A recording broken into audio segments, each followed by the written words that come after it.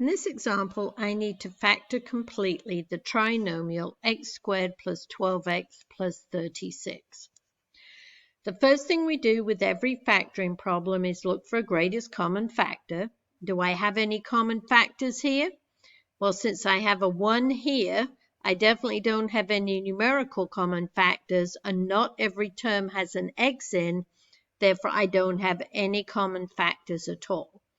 So I'm going to factor this trinomial here. And how do we factor trinomials? We compare it to ax squared plus bx plus c.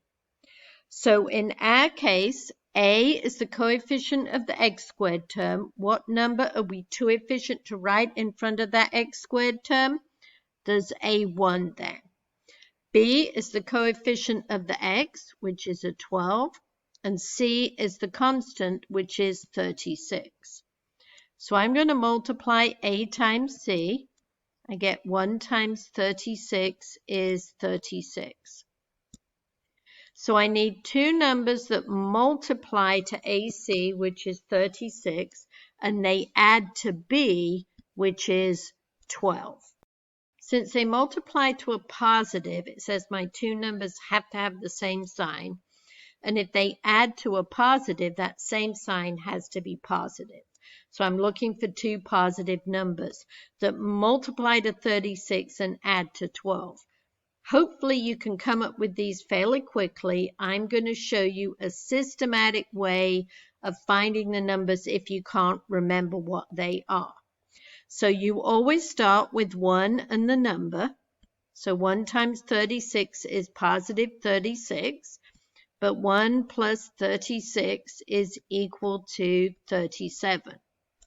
So since there are so many factors of 36, I'm going to put it on pause for a minute. So I tried 2 times 18, that's 36, didn't give me the right number. 3 times 12 is 36, wrong number. 4 times 9, 36, but wrong number here. 5 doesn't divide into 36, and finally I got to 6 times 6 is 36, and 6 plus 6 is 12, and that is the number I am looking for. So these are the two numbers I need, and since A is 1, this is the easy factoring problem. These are my factors.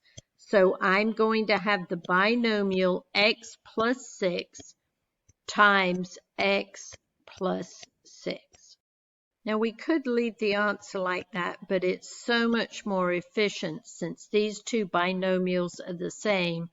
We should really write x plus 6 all squared, since that's just a more efficient way of writing this answer here.